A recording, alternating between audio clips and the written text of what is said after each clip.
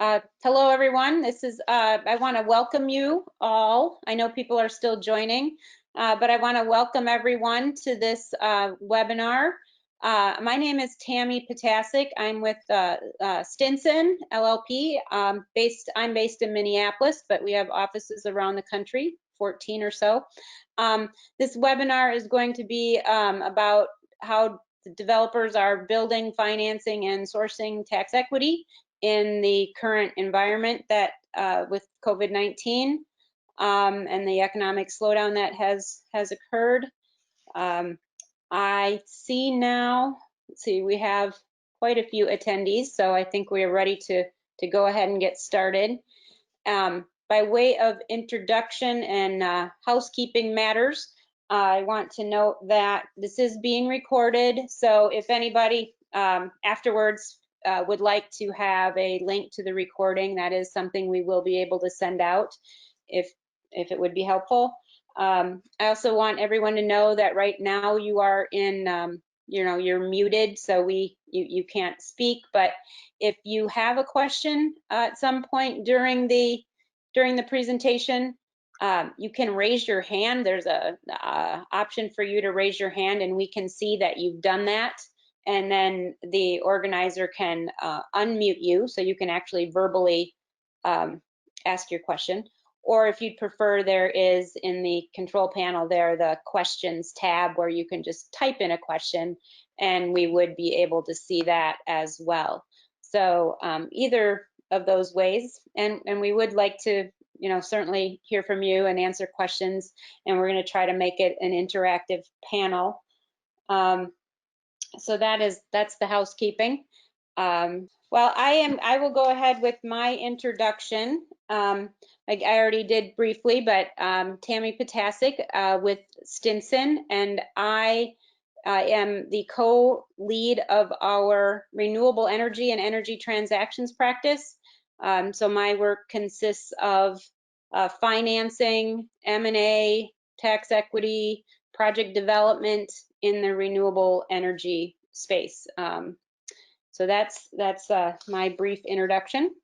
And I am going to turn it over to Jim Spano to introduce himself. Thank you, Tammy. Jim Spano from Radiant REIT. We are the first solar mortgage REIT in the U.S. Glad to be here today and to participate in the webinar. And I look forward to an interesting dialogue. Radiant REIT is a solar REIT that lends to solar developers, eliminating the capital constraints that they've been faced with, enabling them to take projects from the NTP sale stage all the way through at a minimum to COD and most importantly to long-term ownership opportunities. Great, thank you, Jim. And then our next panelist that we're going to hear from just real briefly as an introduction, Walter Kukulik from Ivana Capital. Thanks, Tammy. I'm Walter Kukulik, represent Ivana Capital's Renewable Energy Group. We focus on short-term development loans, pre-NTP, and construction loans in the solar and biogas and wind industries. And glad to be a part of it. The industry we've worked with each of the members from Jim, Rich, and Gage previously, and obviously Tammy. So glad to be a part of the group. We focus on, we can lend anywhere in the U.S. on these short-term development loans. And we've had despite the economic downturn, we've been very lucky with our borrowers and developers. We've done around 120 million in debt thus far this year. So it's been a good start to the year. Thanks, Walter. Next panelist is Gage Kellogg from Partners Engineering. Gage, you want to introduce yourself? Yeah, thanks, Tammy. Gage Kellogg, Partner Engineering and Science. We're a nationwide engineering firm, international actually, focused on renewable energy and commercial real estate markets. We do provide engineering services, assessments, and due diligence on commercial real estate and renewable energy, focusing most of our renewable energy practices on solar, working with folks like Walter and Jim on their portfolios of projects. Happy to be here. Thanks. Thanks, Gage. And last but not least, Rich Y from Carbone Capital. Thanks, Tammy. Yeah, Rich Y here with Carbone Capital Markets. Carbone is a renewable energy financial services focused company. We have really three core groups. We've got a renewable energy, institutional renewable energy brokerage group that brokers wholesale power capacity, RECs and other environmental attributes, and also renewable natural gas. We have a investor and commodity investor focused renewable research group, and then I head up our capital markets team where we focus on project M&A and capital raising. That ranges anything from helping clients sell projects under development to operating assets and capital raising, which would include tax equity. And we're very focused in the solar sector, although we do work in other parts of the renewable energy sector as well. So that's a bit about us, and happy to be here. Thanks. Thank you, Rich. Now on to the next slide, which is kind of the start of our questions for our panelists. The first thing I just want to ask is, given the current environment, what are you seeing as the biggest challenges for developers during the COVID-19 pandemic? There's a lot of categories to this. You can see on the slide: tax equity, supply chain, labor, interest rate and capital uncertainty, and then issues related to trying to get permits and inspections right now. So those are some of the categories of challenges, and I just wanted to ask the panelists to address this. So with respect to tax equity, who wants to, Rich, do you want to address that first? Sure, happy to. I mean, look, it's not a secret that there is a great degree of concern over the availability of tax equity in light of COVID. And I think part of that uncertainty comes from just the fundamentals of if companies will be less profitable potentially because of COVID, will there be less tax equity available? And from there, you know, tax equity traditionally has been, for lack of a better word, the bottleneck or a shortage of capital within the capital stack in the capital markets, and it continues to be that. And COVID perhaps has exacerbated that a bit. What we've seen is that existing tax equity investors, specifically larger banks that deal in much larger portfolios, let's say $50 million tickets and up, their business for the most part has not changed significantly as of yet. Where we see the majority of the impacts is in really the middle market, in C&I solar. And there what we've seen is somewhat of a concentration. By that I mean tax equity investors that still have the wherewithal to deploy capital are focusing on existing relationships, on entities that they have been working with. And for parties that have been in the space, let's say for years, and are looking for a new tax equity partner, or for an emerging developer or let's say sponsor equity asset manager that doesn't have a breadth of completing execution and depth of completing execution deals with an existing tax equity investor, those entities are challenged right now. So, you know, where do we go from here? That's another question, but I would say just kind of without taking up too much time, that's a bit of snapshot of where things stand currently in the marketplace. You know, on a positive side of things, within the middle market, there continue to be emerging new tax equity investors that come into the marketplace that are looking at deploying capital. And there are still pockets within the marketplace where where tax equity investors, even existing ones, working with, let's say, a new relationship, there are opportunities to get deals done. But with that being said, high level, things are certainly more constrained, I'd say, today than where they were last year at this time. Okay, great. Thanks, Rich. And I've heard it described as kind of this is similar to what you're saying, but I heard it described as a flight to existing relationships and a flight to quality, but that you also mentioned some other new people coming in. Jim, do you have thoughts on that?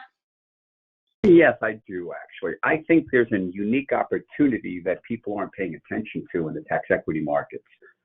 Right now, we all recognize that there's a significant concern because of the not necessarily the COVID, but it's really the CARE Act and the impact to the taxable income that people will experience this year. But what I think people are missing, and I think the opportunity that's out there that we can take advantage of, the CARE Act allows us to go back and carry back losses. The depreciation that we're gaining from solar systems, investors can use the depreciation that they can accrue today, carry it back, and recover taxable or taxes that they paid in the last, I think it's 10 years, if I'm not mistaken. So the ability, the smart developers are going to go out there, they're going to continue to develop the projects as if nothing has changed, and they're going to go out and they're going to find those taxable entities that have past taxes that they can go back now and recover. So if you can source those types of customers and working through the accountants and the attorneys, find those high net worth guys that didn't have the ability to access the tax ITCs 8-9 years ago, or during the years when we had the 1603 grants, and people took the ITC. But now there's a lot of opportunity for people that still had taxable income and had paid taxes in the past to use losses that they can accrue today from our solar systems and carry those losses back and recapture a lot of those taxes. I personally have done it myself, so it's not a theory. It is actually absolutely possible, and it should be. Every developer should be looking at that. Yeah, that's a good point. I think things are happening in the tax equity world to make it, I think they're going to be happening quickly, but as you all know, just May 27th, there was a new notice published by the IRS that helps with tax credits and therefore helps with tax equity as far as the continuity, safe harbor being extended from 4 years to 5 years. So that is helpful. Walter, do you have other thoughts on tax equity before we leave that?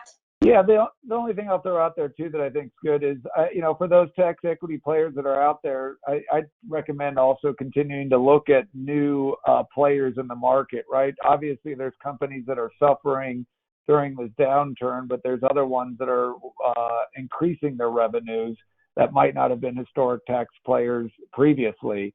Also, the Paycheck Protection Program is going to drive a lot of unforecasted revenue or profits to a lot of local community banks that might have considered tax equity previously. So I think beating the bushes and continuing to beating the bushes for those folks that are out there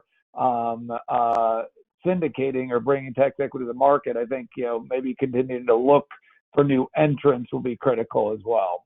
So that's my only comment. Right, so unless anyone else has other thoughts on tax equity, I think I would move on to supply chain, which we all know has been disrupted due to the pandemic. And I know that's been an issue. And as I just mentioned, that the change in the continuity safe harbor extension by 1 year, that's certainly going to help with those supply chain disruptions. But I'm wondering, perhaps Gage, you might want to address this, at least with respect to the supply chain challenges. Sure, there have been some delays, and some of my clients have actually had questions regarding, the safe harboring of modules, which they did last year, and they had until April to take delivery of those modules. Some received those modules and some haven't. Is there any clear, does anybody know if there's any clear direction on how long they have to actually take delivery on those modules, or has anybody had that question raised to them? Tammy, maybe you, or, that's just one of the questions we've had. We know there's some relief with respect to delivery dates in April. Yeah, I mean, yeah, I think that's the 3.5 month safe harbor, and that has now been extended to, if you paid prior to September 19th, I believe it was, you then, instead of just reasonable expectation of receiving in 3.5 months, it's now reasonable if you receive it by October 15th of 2020. That is the change that was just announced in the May 27th notice. I think that's what you may be getting at, Gage. Okay. So we have several projects that are underway that were delayed. We had some that weren't delayed, and we didn't see any supply chain issues like projects in the Carolinas. They didn't stop construction. They kept on going. Others in areas like New York were delayed and shut down. No progress there. So we're starting to see things come back online. We haven't seen any active projects suffer from supply chain issues at this point in time. I know some of the ones that are ready to start or becoming, further out are planning on some delays. We're trying to get updates on delivery dates for that equipment. Great, thank you, Gage. Anybody else have thoughts on or seen any supply chain challenges and projects they've been involved in? The one thing I'll throw out there for the supply or the borrowers that we're working with is they've had some supply chain issues, a couple months ago that have delayed either modules or trackers that have come from China or Asia. And if the real impact is on potential deadline dates around PPAs, right? Hey, I got to get this. My commitment date was June 15th or whatever it was in terms of a deadline date. And what I know some borrowers are doing is issuing force majeure based on these delays that they're experiencing. And the only recommendation that I'd have in those cases is make sure that you're getting force majeure claims from your suppliers to accompany with your claim. And so there's backup from your suppliers or your contractors. And make sure that they all align, right? Make sure the stories are, consistent between what your suppliers are claiming and how that is impacting your delivering your projects on time. I'll add something as well. I think we need to make a distinction between when we traditionally think of supply chain, we're thinking about the import and the manufacturing import. The local supply chain, when you have different markets that were closed because of COVID, and I think Gage mentioned New York as a prime example. When you can't deliver equipment, equipment could be on site in your warehouse, but you can't get it from your warehouse onto your site because the entire project, in fact, the entire state is closed down. So there's supply chain disruptions that actually are localized, not just the traditional supply chain interruptions that people anticipate. When you look around, if you look at the states that have had the high concentration of COVID or the high impact in COVID, that had the longer delays in opening up their markets and so forth, all the projects in those states, New York is the prime example, all the projects in New York were stalled. Supply chain disruptions, even local supplies, when only essential businesses are open and you're reliant on clips that are manufactured locally but aren't able to be manufactured now because the companies are shut down. So it's the supply chain disruption actually goes the entire chain. It's not just the traditional import from overseas that we're concerned with. Right, I agree, and that's probably a good segue to labor, because I think similar concepts apply to your ability to get the local labor needed to get the projects done. Anyone have experience or want to address that as a developer? Jim, do you have thoughts on that? First stab at it. I myself have experienced delays because of labor. We have, interestingly, I'm having my first foray into the residential markets, and that's obviously where I think that the labor is most impacted. We had so many companies in New Jersey close their doors. So many employees that began as furloughed employees and ended up with unemployed and companies that are shutting down. I have a project right now that was at NTP, ready to get constructed. COVID hit. We had to delay. The EPC said, we got, even though we were an essential business, the homeowners and the workers wouldn't go into contact. So we got delayed. Eventually, the delay lasted so long that the EPC actually went out of business.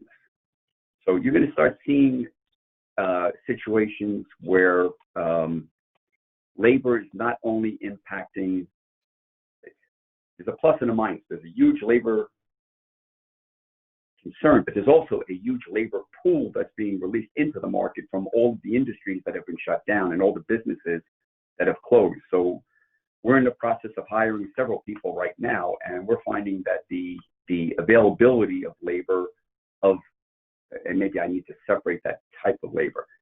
The field labor is still, I don't see any problem with the field labor from like when I use prevailing wage or union jobs. The unions are still getting their guys out there. They're still working. I think we're seeing the labor shortage come from all the businesses that have closed down, and all the businesses that had to furlough employees until they can generate the revenue. And obviously, again, that's very geographically, impacted. The New York, New Jersey, California, that the different states that are affected more by COVID, I think are going to experience a initial greater labor shortage. But in the end, I think there's going to be a excess supply of labor, and then that's the opportunity for a tremendous training opportunity. There should be people setting up new companies that are training employees to install solar. That's going to be an amazing opportunity, because I think we're going to see a huge increase in installations, and we need people to build them. And we have a large labor force that's now been released from the restaurant industry, from all the different industries that are affected. The movie theaters, the restaurants, the bars, all those people now can be retrained into solar installers. So I think there's a great opportunity there. Anyone else? I'll jump in here. So Partner Engineering has one of our biggest practices is in the construction industry, spanning across renewables and commercial real estate. And one of the groups that's doing the best right now in our company is construction services. There's a tremendous amount of activity that was going on beforehand and needs to continue to get completed. We've seen through our associations on things like CLRM, we're monitoring costs. We see the ABC talking about 4.5% decreases in construction input prices. So some of these things are, maybe good indicators for, pencils projects to pencil out. There's a lot of different things that drive renewable pricing, but we don't see, I think the labor shortages that, like Jim was saying, they training and retraining and putting people to work in the renewable energy space is a good opportunity to do that. Markets are expanding. Some of the markets that are expanding the quickest, you do see some pricing increases in labor. It's hard to generalize because of each state has their own different types of regulations and policies, and none of the same with requirements like New Jersey, where you have unionized labor costs compared to other markets where you don't. We do. I'm sorry. I'll kind of kick back in there for one last comment. There's states like Virginia and New York, and even some cities like Houston that are now increasing their RPSs and their clean energy goals. I think that's going to again open up a lot more opportunities for a lot more jobs and a lot more activity. So I think as states recognize that the the renewable industry is an amazing industry to create jobs. It's basically the best stimulus. We need to transform our grid to a cleaner grid. This is the time to create all those jobs, get it all done, keep people employed. And I think that as you see these states start increasing their goals for renewable power, it's going to continue to increase those opportunities. So I think cumulatively, there may be a labor shortage at some point in the future if there's not enough job training occurring. And I'll just add briefly there to Jim's point. Jim mentioned earlier about New York State. Earlier, it was considered non-essential labor, if you will, with respect to building new solar projects. That's no longer the case. That has been released. So a number of projects that were held up in suspension are now moving forward. And to the points earlier, to Jim and Gage's as well, I mean, we have underlying renewable portfolio standards in these states that aren't going away. We haven't seen through our energy brokerage group, we haven't seen any instances where states are looking at watering down their RPS targets. New York State has ballpark 2.4 gigs of installed capacity, and they have a target for 6 by 2025. So I see this as being a temporary slowdown, but there's a tremendous amount of demand, whether it's regulated by the state or by other entities that want to buy renewables. So long term, or even in the medium term, going into 2021, I'm bullish on things turning around from a labor perspective in solar. Walter, did you have a comment before we moved on? Yeah, just as a one piece of advice I give for developers that are out there is when you're hiring your contractors, have conversations about, just like you would for safety protocol. How are you handling social distancing on site, job sites? A lot of time these crews are traveling across the country. They're staying in hotels. They're mobile crews. Are they now getting individual rooms? Because you could get a crew out there that's you're tracking or racking installers. You're in the middle of a project. Everybody gets COVID. Your project could be stalled or you're switching out that entire contractor mid project. So at least start having those conversations with your contractors and subcontractors about how they're handling the social distancing, the pandemic concerns from now the good part is they're outside. They're usually plenty of ways apart, but they're used to hopping in the truck, driving to their local hotel, and all 2 or 3 crashing in one room sometimes. And so I think at least having those conversations about how you're going to ideally restrict or minimize potential contamination across employees, I think is useful, just like you would on a safety meeting, right? It should be a part of the morning safety meetings is reinforcing safety protocols related to spread of the potential virus. Because if you get one of those, it could potentially delay your project significantly. Right. I think we should move on to the point about financing, and specifically related to interest rate and capital uncertainty at this point.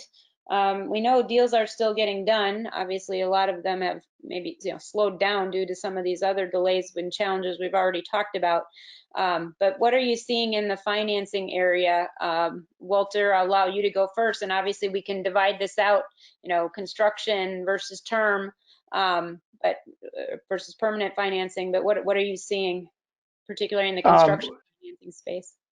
Yeah, the good news is that you've seen some, and I'll talk first about term, that you've seen some price compression, right? As the Fed has continued to drop their rates, you've seen term loans, a year ago, I wanted to say that they were in the low 5s or high 4s. Now they're in the mid to low 4s for good projects, I would say, both on conventional and USDA loans. So there's been that, added advantage as the rates have compressed.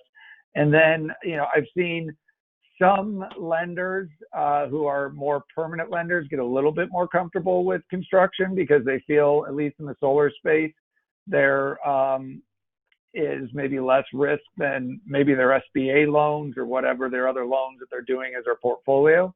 But then I see other ones that might not have the additional capital, and they're just choosing, heck, I used to do construction, now I'm not. So I think construction's been a little bit more of a varied experience, but I think on the term side or permanent side, the good news is I think that market continues to expand and the pricing has continued to decline. Rich, what are you seeing? Sure. I mean, I think initially, March, early April, certainly there were issues within the debt markets and somewhat of a freeze. And then what we saw was an evolution to increasing rates, increasing spreads, and now that's tightened back up. So on term loans, we're seeing kind of 25 to 50 basis points increases on term loans. That's come back. We see that as having contracted to where that is. I don't have a crystal ball, but it doesn't seem like there's a potential for spreads to increase back out again. The Fed just made an announcement, and it seems like rates are going to be really at quite a low level through 2022 at this point. And where the 10-year yields are today, it's just also quite low. So also, I think one thing on a positive note is there are a number of banks, not just the larger banks, but regional banks that are quite active in C&I solar. And we've talked with developers that received term sheets in February that are now closing on term loans, and the deals are not that dissimilar to what they were seeing in February. So I feel as though the debt markets have come back to more of a state of sanity and more health, if you will, for the marketplace. And it seems like things are in a better place than where they were a couple months ago. Jim, do you have anything you want to add on that, or we move on to next? So I have a couple quick comments. First, on interest rates, obviously most term loans today in our industry are mini-perm loans. So the interest rates shouldn't really be affected much because they are shorter term loans. As Rich said, the Fed has already indicated a direction which is a very conservative direction. So I think on most mini-perm rates, you're not going to see any real change. Longer term rates, I think you're going to start to see rates inch up on a long-term basis as the impact of COVID and this incredible deficit start to have its impacts on the economy. I have a concern that interest rates they're going to have to tick up. Obviously, there's no other direction that they can go on a long-term basis. So I think that there is a value to locking in the long-term rates right now while you do have low rates. So I would recommend developers start looking for those longer tenor on their debt. As far as capital uncertainty, I don't really think that's been a concern. I don't think it's going to be a concern. There's plenty of capital chasing renewables, understanding that the alternatives, and that's where I think people have to stay focused, is where can you, even though the returns on solar and the margins have been tightened, and we've seen that it's been happening for the last couple of years, the alternatives are, which I think is the same reason the stock market is being held up. Where else do you make your investments? You can put your money in no interest or zero interest overseas notes. There's not really a whole lot of place to invest. So we're seeing a lot of foreign money coming into the U.S. where if they can get a 6% unlevered return on a solar project, that's a very attractive rate for a foreign investor. So I don't see any constraints on capital availability, subject, of course, to having qualified projects and qualified developers and everything else. Great. I just want to move on here. I know we're quickly going through our time. On permitting and inspections, Gage, do you have anything that you would have seen in that regard? Difficulties? Yeah, we sure do. So we have, a partner. We have a good footprint. We have 800 employees and 40 offices across the country. So we have a very robust subcontractor and professional assessor program. Nonetheless, we have specialists that are required, especially in renewable energies, to be in certain locations at certain times. And the inability really to travel and get on a plane to get out there has provided some challenges. So we've been very focused on formalizing relationships with some of our folks that we've worked with for many years, making sure that we have them set up with subcontractors to do technical solar assessments and commissioning exercises for us. So we've had to take a look at that across our whole business. We do property condition assessments and construction inspections, and have really utilized all of our workforce and done things like using Zoom for on a cell phone, in-person, walkthroughs of the facility where we have to get permission to gain access, or even use an existing employee that works there to, and then we can direct them and walk them through a job site location so that we can see and verify, for example, on solar, certain milestones for payments or completion. For solar, it's easier because you're outside in the field. Drones and those walkthroughs, we can direct people to see that. When it gets to quality control, it's kind of harder to do that without being there in person. So for sure, it's been a challenge, and it's been interesting to participate in some of these virtual inspections. But we've come up with solutions. They work well, and we're moving forward on those. We plan on continuing to do that, and have been able to save our clients some money in that approach. Something that Walter actually has been a big fan of for many years is virtual monitoring of sites using cameras and those types of things. So we really it forced us to push forward on that aspect. I know that I think I saw on the SEIA website a survey of what's going on, where developers have submitted to the SEIA website to a very large, they have quite a large database now of what's going on in different localities, because obviously this is very specific to the local jurisdiction, and that's an interesting. If some of you haven't seen that and are interested, that's it tells what they're doing in various jurisdictions with respect to permitting and inspections, and if they're doing them online or if they're not, and it was eye-opening for me. I think we can go on to the next slide now. And we're going to talk a little bit about these. We were talking about challenges on this slide, and the next slide we wanted to talk about opportunities. I know some of the panelists did a good job of highlighting some opportunities in the last slide, but what do you see as the biggest opportunities for developers over the next 3 years, despite the pandemic and the related economic slowdown? I guess, in other words, what do you see as a silver lining here, perhaps? Rich? Sure.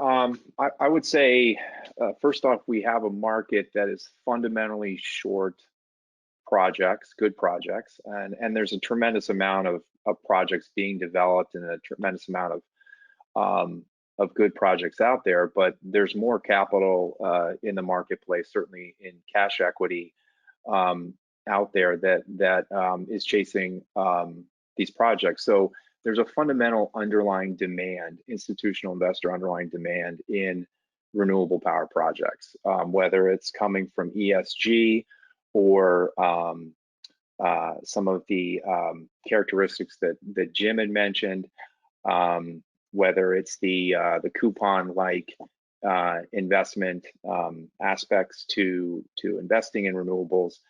That doesn't appear to be going away. And so as a developer, I'm not a developer, but if I am a developer, I have a large marketplace out there that wants my product.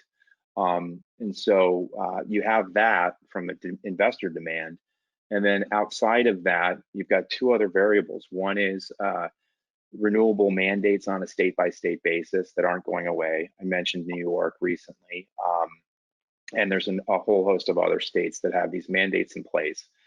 And then you have corporates that certainly recently there's been a slowdown in demand for doing corporate PPAs just in light of COVID, but long term, that demand's not going away. And that's something that we've seen an increasing trend the last 5+ years, where corporate entities, not just Google, Amazon, Microsoft, but a whole host of other corporate entities are looking to procure power on potentially a national C&I basis in some instances, and not because of mandates, regulated mandates. So from those perspectives, I see long-term really positive fundamentals for the marketplace. Great. Walter, do you have thoughts on that? Yeah, I agree with Rich. I think, we know the utility market's going to be driven a lot by both costs and RPS standards that are at the state level. I think continuing to peel back the C&I market, right, that's going to be an opportunity there, continuing to look for, small muni opportunities and continue to explore that. As costs come down, there's opportunities there, I see. And then hopefully, on the resi side, California with their zero energy home mandate is going to create a 50 megawatt annual market out there. They are starting to require all new homes in California to be zero energy homes. So California builds over 100,000 residences, new houses every year.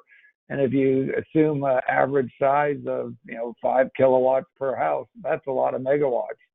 And the interesting thing there is that's being driven by building codes, not by any kind of really policy, right? It's in order to get a new home permit, from a building code perspective, you need to have solar included. And so, if that same strategy could be implemented in terms of the building codes in Texas, in Florida, in Georgia, and when you look at the cost of power, when you finance solar on a resi side into a 30-year mortgage or through a third-party leasing opportunity that doesn't cost the homeowner any upfront costs, the economics are great for those homeowners to go solar. So hopefully a few other states will start to follow in California's lead. And when your installation costs, when you're building solar into a new home, your cost can dramatically go down. And so I see that as an opportunity there as well. So great. So Jim, moving on to the next question on this slide, despite the lack of the federal stimulus for clean energy, as you know, we have a lot of state RPS standards and similar programs. But what are states and cities doing to promote renewable energy now in ways that can help revive the economy? Sure. As I noted a little bit earlier, you have from like cities like Houston that are increasing their own renewable portfolio standards as a city, never mind as a state.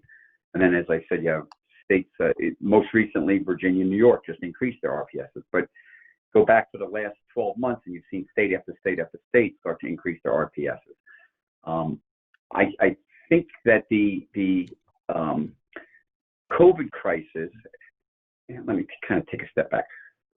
Prior to COVID, I had anticipated a significant increase in renewables, irrespective of the phasing out of the ITC. I have always taken the position that in order to achieve the RPS goals the states are passing, whether the federal government subsidizes it or whether it's subsidized at a state or even a local level, in order to achieve these RPSs, you have to have some mechanism that makes it economically viable for developers to develop these projects. Once COVID hit, it opened up an incredible opportunity. We all recognized that we needed to transform our grid to a clean grid and get rid of the dirty power. We're closing coal plants down across the country. We've closed nuclear plants down. We need to replace that power, and the opportunity to create the jobs and to use the stimulus, the job that for the federal government to establish stimuluses that would promote the transformation of our grid would have been the ideal situation. Unfortunately, the administration that we have in place currently is not a strong supporter of renewables. I think that inevitably that's going to have to change, and I think that until it does, the states and the local municipalities authorities are going to have to, in order to achieve their goals, they're going to have to come up with their own incentive programs. In New Jersey, just as a way of example, we're speaking with our legislature and our Board of Public Utilities and discussing the opportunity to use our industry as an incredible stimulus, particularly in the residential markets, as Walter was saying.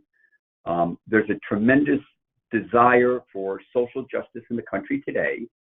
And obviously our industry, our net metering industry, was the complete opposite of social justice. In fact, it was social injustice.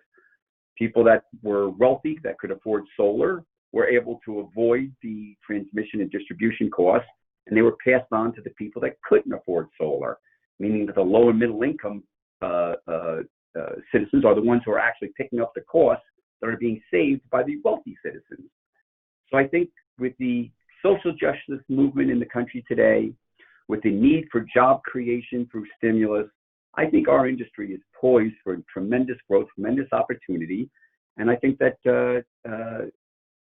as I said earlier, with the job training, there's going to be an explosive growth.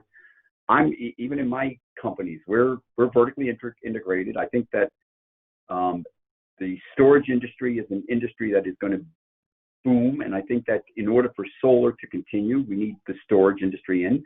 And again, more jobs, more opportunities, a stronger grid, clean environment. I think it all plays into a perfect opportunity, the perfect storm for a renewable growth. Sounds like good news. Why don't we move on to the next slide? And then also I see a bunch of questions have come in. So we'll quickly take a couple of those. But on the next slide is related to system pricing. And Gage, you might be good to start here, but where do you see the cost of system pricing, like materials and labor, headed in the next 1 to 5 years? Gage, I don't know if that's something you want to start with, or Walter. I could start with it. One of the biggest things with pricing is we have a international presence, and we see pricing for projects in places like the Middle East, Mexico, Chile, and I'm always amazed at how low those costs really are. And then we look at our costs here and see, for various reasons, a much higher cost. So I see us just behind on that curve, and we are certainly going to continue on that cost curve and reduce costs for equipment, labor, and the processes for permitting. As this industry matures, that trend will continue. So we are actually seeing continuous price decreases. Markets that have been traditionally low, and we're working more in, I would say, the distributed generation utility scale projects connecting to medium voltage projects. So these 5 megawatt projects, and you can see really good cost efficiencies in markets like North Carolina for sure. We've seen some really good pricing on some of slightly larger projects and large utility scale projects in the Oregon markets. We've seen New York be traditionally a higher expense, and New Jersey a higher expense market, but we're actually starting to see these community solar projects up to 7 megawatts and 5 megawatt AC pricing come way down to levels that are close to those in North Carolina. So as industries, as these markets grow and mature and scale up, the prices start to come down dramatically. Yeah. I'm just going to go to a question. Have you heard has anyone on the panel heard any rumblings or rumors regarding the possible impacts from the upcoming infrastructure spending plans coming out of DC? Anybody heard anything about that? Yeah. The only thing I've heard that I know that SIA was working on was, around the extension of the ITC, they were looking at kind of weighing the differences between maybe a grant versus a rebate versus a pure extension of the tax credit. I guess talking with some folks that have been driving that at SIA, I had heard that they were looking at basically as a rebate where the year after, so you wouldn't get the ITC or the grant like we historically had. It'd be a rebate based on the first year kind of revenue numbers, and it'd come back after the fact in place of a grant or a ITC extension. So that was the only thing that I've heard. I also heard something about the possibility of a refundable tax credit, which I guess sounds similar to a rebate. Yeah, I think it was the same thing. Yeah. Okay. I'm just gonna want to look for some of these questions here. And I know you can all see the questions, but have you seen supply chain issues in certain states or areas more than others? And where would you highlight the supply chain issues that you've seen, the most supply chain issues as far as regions? Well, for us, what we've seen was just a complete shutdown in supply chain and communications with authority having jurisdictions, with the ability to go out and do any type of work in markets like New York and New Jersey. And we have a lot of activity going on there. Like I said earlier, we've seen some areas like North Carolina that projects were, I guess material was already well on its way and they didn't run into those issues. We have now seen a lot of projects that we're working on that we thought would close a lot faster are being delayed for various reasons, some of which include some supply issues. But I don't see them lasting. Our dates are starting to come into alignment now. I think that's starting to pick back up. But we've seen projects completed. We've seen them. We've seen recent projects completed in California without issue. So we haven't seen any issues there. Okay. In California, we saw some warehouses get shut down for periods of time. So that was the only other thing. So, some components coming out of California warehouses, as Jim had mentioned previously, were delayed because they were shut down, the warehouses themselves. Okay. Also, since we are getting closer to the end of the time here, I saw that Steve, can you unmute Steve? Steve, I believe you had a question. If you want to go ahead. If you're still on.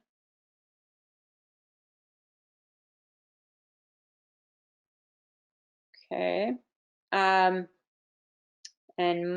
let's see. Okay. And Michael also had a question. We can unmute Michael for now. And then Steve, you look like you're self-muted, so you could unmute yourself. Okay, thanks. Am I on? Yes. Hi, all. This is for Jim. This is Mike Levin with Carbon Finance Strategies in Washington, D.C. Can you explain why you think the availability of 5 years of NOLs for purchase projects under the CARES Act increases tax appetite rather than decreases tax appetite? Yes, if you have carrybacks and you can accumulate losses today and carry them back and recover previous taxes paid, that's the opportunity. There's a difference between the tax equity. ITC credits can't be carried back. Right. Depreciation can be. So if you have a solar project and you're throwing off 85% depreciation and you can carry that back to prior years and recapture taxes already paid, it's the equivalent of using those those using deductions that would have to be carried forward and be worthless. Understand that most tax equity investors are taking advantage of the ITC, but they're oftentimes using makers instead of taking the bonus depreciation. Yeah, sure. By using depreciation, you can now carry it back and get that benefit of it. Okay, that helps. Thanks. You're welcome. All right, I'll go back to Steve. If you've unmuted yourself, we'll give you another try.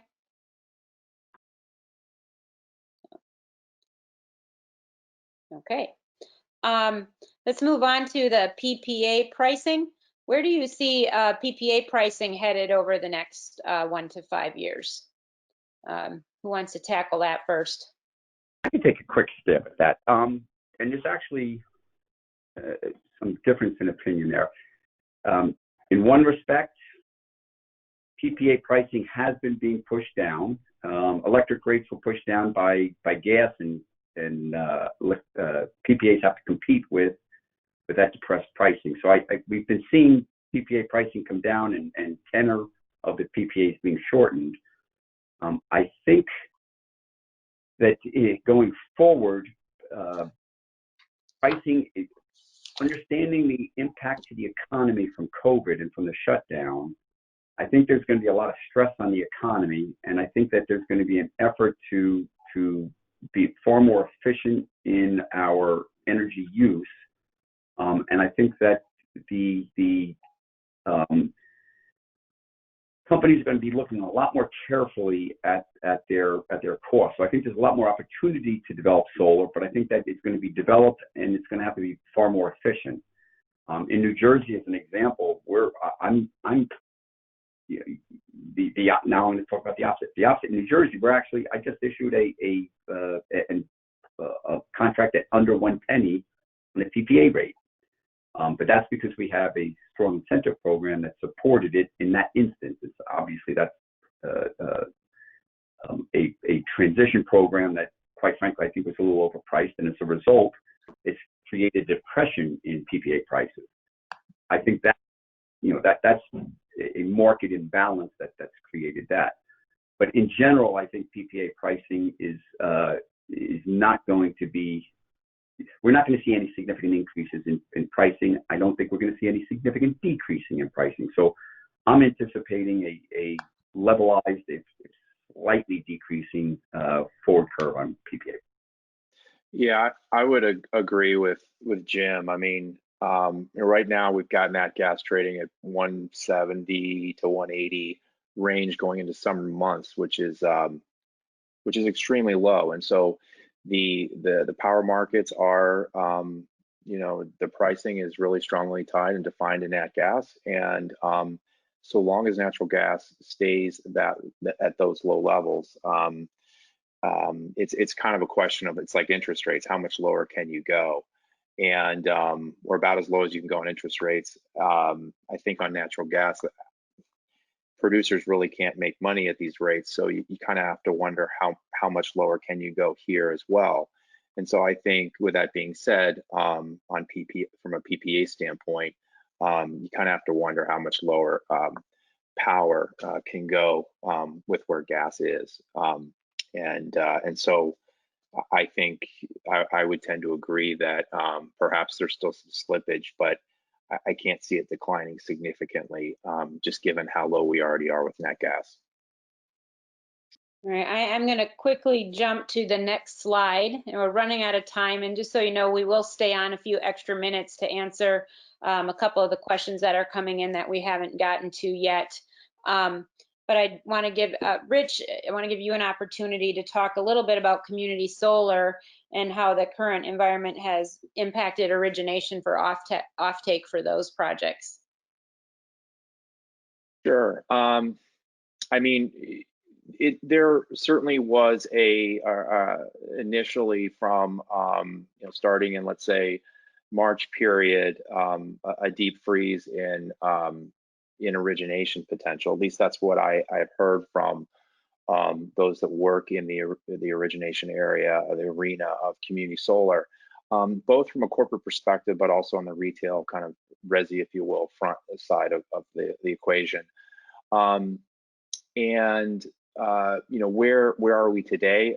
Certainly, it's in a better position, at least from what I've heard. But it's still, there's been quite a bit of a slowdown there from an origination standpoint. I've heard groups say it may be 25% of where it was before, but they're seeing it ramp up 25 to 50%. I see this as being something that is relatively short term in nature, and it's really expected. But things have certainly, both from a CNI kind of origination perspective for new PPAs, as well as on the community side for origination, there has been a slowdown. But we see developers and community solar originators modifying some of their businesses to go out and continue outreach. And at the end of the day, the value proposition is lower power prices via community solar system. So the underlying value proposition is still there. It's not going away. It's just getting people's attention in the world we live in now. So I'm optimistic that things will return back, but it's been certainly a significant slowdown over the past couple months. All right. If any of the panelists have anything else to add on that, otherwise I'm gonna now. It is. Walter, did you have something? Oh, Jim. Sorry. Yeah, I'll just make a quick comment. I think that my understanding is, obviously we have a couple of community solar programs, so we've been speaking to the different originators as well as the back-end management companies, and I think what we're seeing is that the leads for acquisition are increasing, but the closings are more difficult, which is surprising to me, because I would think that in a economy where things are tight, offering a savings, even to a resident, even as little as it may be, I would think that it would be an easier sale today. But apparently that's not the case. So I'm a little surprised by the reaction of the prospects. I would have thought that origination would be much better today, and instead it seems to be more people interested, but less people closing. All right. Thanks, Jim. I'm going to go on to just a few questions, since I know we're already a couple minutes over, but we want to get to some of these questions. Are you seeing loans based on PPA agreements? And I mean, I know I see loans based on PPA agreements, but Walter, Rich, you want to jump in?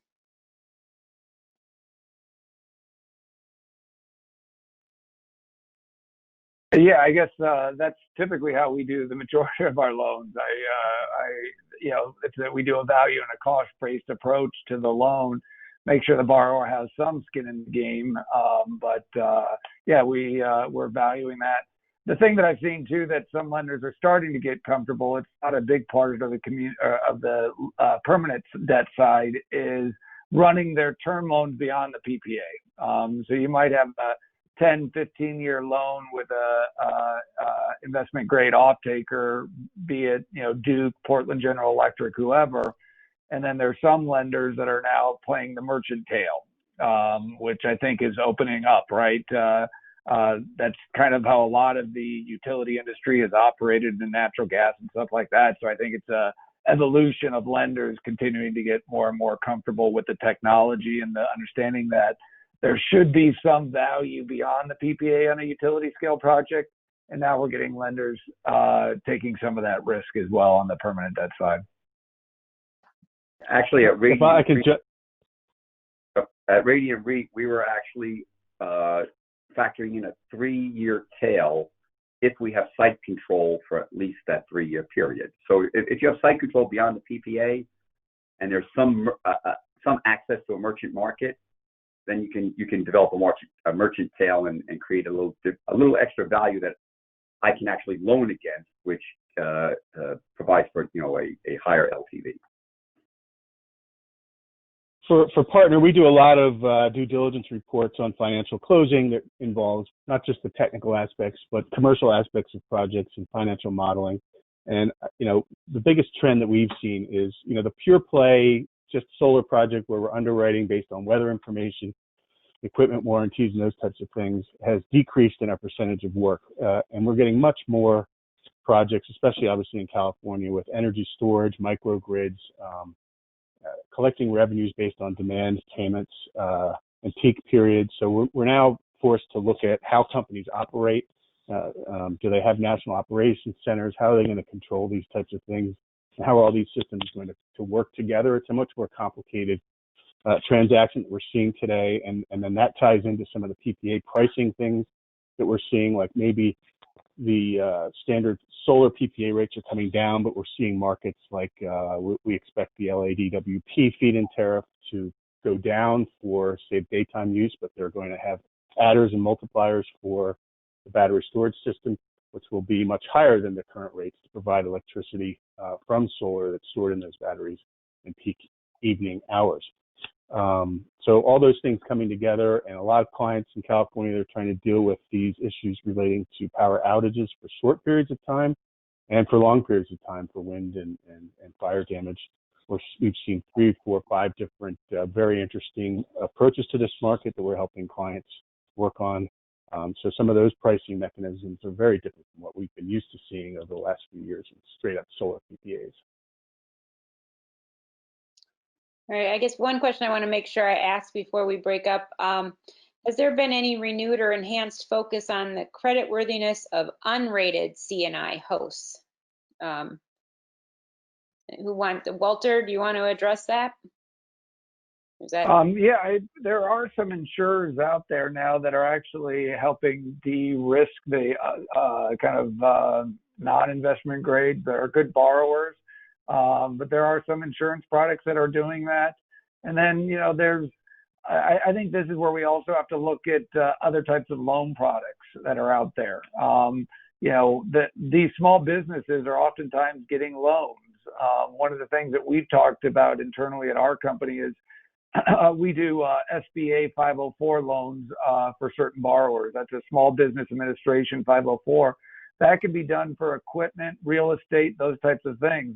It hasn't been done yet, but if I own, I'll give an example. If I own a car wash, I can go get an SBA 504 loan for a piece of equipment, or I'm a baker, I can go get a big loan for a piece of equipment for me to run my business. People haven't used that loan yet for solar equipment. Why not, right? And that would be an unrated business. But that's where I think we should be looking at existing loan programs and how do we use those existing loan programs for some of these small businesses that are out there. So that's kind of my only comment on that. Unrated is the insurance product, and then the existing kind of Small Business Administration loans that are out there. Great.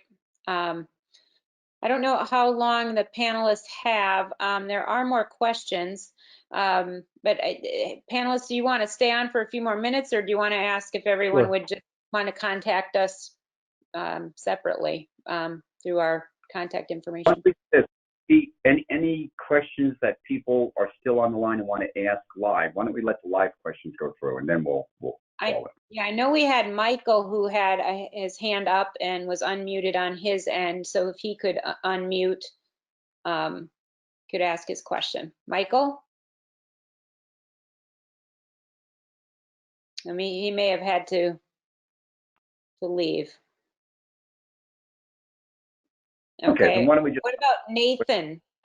Nathan has a question that he has submitted. That's in writing here. Are there any improved SRECs or incentives on the horizon for Pennsylvania that you've seen? I know we've seen New Jersey and Maryland, but he says that Pennsylvania seems to have weaker cash flow and ROI. So I was wondering if there's any incentives on the horizon for Pennsylvania. Does anyone have any knowledge of that? I can, I would say, I would plug our brokerage desk and say we could, call our brokerage desk, because they're certainly very close with what's going on in Pennsylvania, and I'm not. I will say that the situation in Pennsylvania on a high level is better today than where it was a few years back, and that prices have, gone up quite a bit. So But in terms of new incentives on the horizon, I don't have color on that, but you know, happy to take that offline and provide color via our brokerage group. Great. All right. Well, I think that unless anybody on the panel has anything else they want to add, I would thank everyone that we still have on for joining us. It's happy that you took the time out of your day to do that, and you can feel free to contact anyone. Our on the materials here, you can see the companies that we're with, and we're all accessible. Anybody else have anything to add? I thank all the. Thanks, Tammy. Yeah. And we'll look forward to any questions anybody has. Like Tammy said, we're all available. Yeah, thank you so much. We appreciate it, and have a great day. Bye-bye. Thanks, Tammy, for putting Thank this you. together. Bye. Thanks, Tammy. Thanks.